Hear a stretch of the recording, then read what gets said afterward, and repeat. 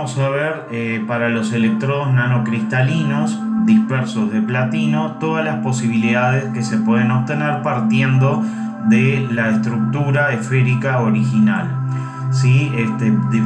Aplicando diferentes tallados electroquímicos, o sea, diferentes potenciales programados en corriente alterna, podemos obtener todas las figuras marcadas abajo en el perfil corriente potencial. ¿Sí? Este tallado se puede realizar in situ, así como también podemos hacer un control permanente del estado de la superficie durante la operación de la celda. Para la asignación de estos perfiles voltamétricos se los comparó con respecto a monocristales verdaderos de platino, partiendo de la superficie cilíndrica mostrada abajo, donde se obtuvieron por ejemplo, estos tres perfiles de bajo índice de Miller para la superficie de geometría cuadrada 100 en violeta, 110 rectangular en naranja y 111 trigonal en gris. Estas voltametrías de monocristales fueron realizadas en ácido perclórico a 50 milivoltios por segundo.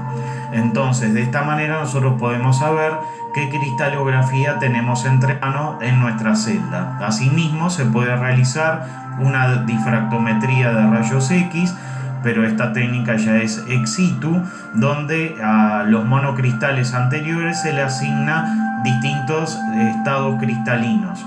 En la superficie 111, que era la trigonal, vemos que el componente de mayor valía es la superficie esperada, ¿sí? Que son las asignadas a las bipirámides de base cuadrada o de base triangular. Después, en segundo lugar, a las superficies cúbicas. En la curva violeta tenemos la aparición de la señal 200, que es un múltiplo de la 100, y finalmente para la esférica podemos tener, ¿sí? la asignación de superficies 220 y 420 como superficies escalonadas. Luego, las superficies esféricas, si no quieren ser talladas, se empieza a observar un crecimiento globular y una cohesión de la misma para empezar a formar las cadenas que mostramos al principio. Esta asignación de las micrografías electrónicas están marcadas acá en las voltametrías cíclicas, y mediante esta posibilidad logramos seleccionar la superficie de mayor actividad frente a el desprendimiento de hidrógeno, el desprendimiento de oxígeno o de la reacción electroquímica que tengamos interés. ¿Cuál es el movimiento original que logra los objetivos? Por un lado, minimizar la existencia de monóxido de carbono en esa superficie como contaminante principal. El monóxido de carbono aparece, ¿sí?, por un mal sellado de la celda de combustible o por arrastre de las superficies de carbono sobre las cuales se soporta el platino. Entonces, así tenemos para cada una de estas superficies en voltametría cíclica los picos mostrados en el cuadro amarillo, para cada una de ellas la asignación de monóxido de carbono. Y así llegamos a dos conclusiones principalmente. Tenemos dos tipos de superficie. La de primer tipo es la que tiene tolerancia al monóxido de carbono por oxidación prematura, que son las superficies trigonales, que sería la verde, la roja, que están marcadas en el panel amarillo, y las de segundo tipo son las que tienen tolerancia por minimizar la absorción de ese monóxido de carbono, que serían las superficies escalonadas 110, que sería la marcada en naranja en nuestros voltagramas que están puestos arriba, ¿sí? Se ve claramente en el panel amarillo que entre 0,6 y 0,9 voltios más o menos no hay ningún pico de monóxido de carbono asociado, y con ello podemos seleccionar a estas superficies como las más adecuadas para su uso en celdas de combustible. Los electrodos nanocristalinos muestran una curva de operación al comienzo del funcionamiento que está marcada acá, que se grafica usualmente el potencial de la celda en función de la densidad de corriente. Se ve que los primeros puntos predichos mediante ecuaciones no cumplen exactamente con los valores experimentales, y eso se debe al desorden que podemos tener en estas estructuras nanocristalinas. Es por eso que, para evitar ese ensamblado paulatino en el tiempo y tener esta disfunción entre la teoría y la experiencia, es que hacemos construir electrodos columnares de platino que son sumamente estables, pero son superficies rugosas. Estas crecen mediante un programa también de potencial repetitivo, que puede ser tanto de onda cuadrada como de onda sinusoidal, pero en lugar de una frecuencia alta se usa una frecuencia media de 100 Hz. Lo que se observa es, acá abajo está marcado con una microscopía túnel, ¿sí?, en su modo superior, que crecen columnas que puede medirse la distancia intercolumnar y es bastante regular. Si esto se deja en el tiempo, la superficie empieza a coaccionar entre sí y empiezan a formarse estas estructuras que son un poco más desordenadas, que se muestran a la derecha.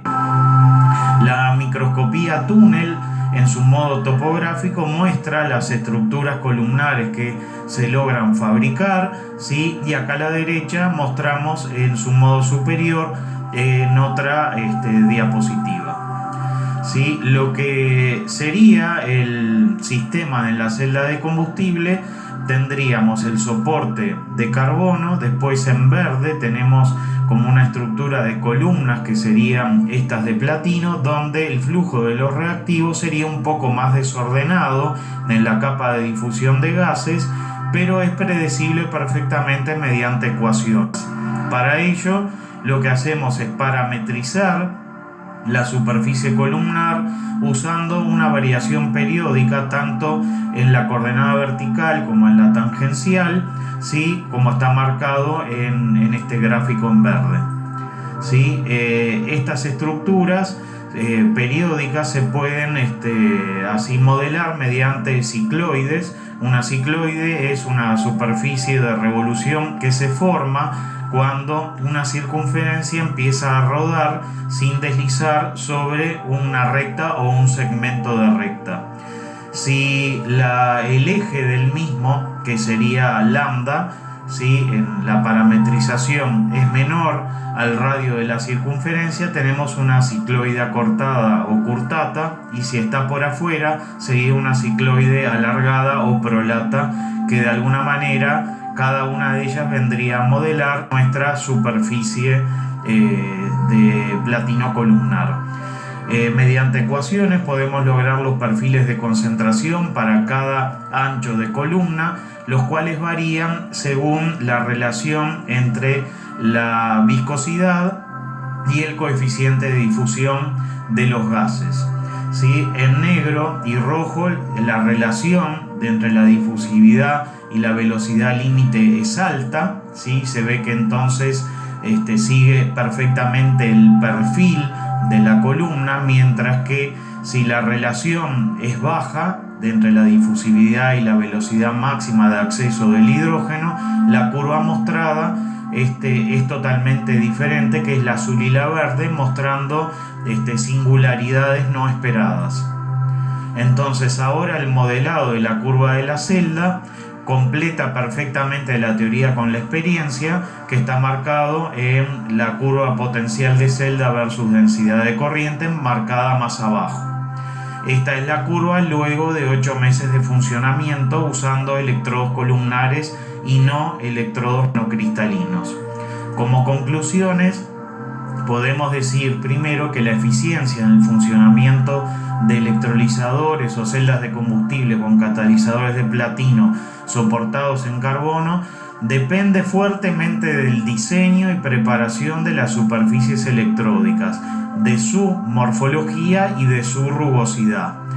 Segundo, que la preparación de nanopartículas con determinada orientación cristalina puede ser controlada mediante aplicación de potenciales alternos, de alta frecuencia, mientras que mediante el desprendimiento de gases puede lograrse un autoensamblado con una geometría adecuada para su uso en electrolizadores o celdas de combustible que utilicen gases como hidrógeno y oxígeno.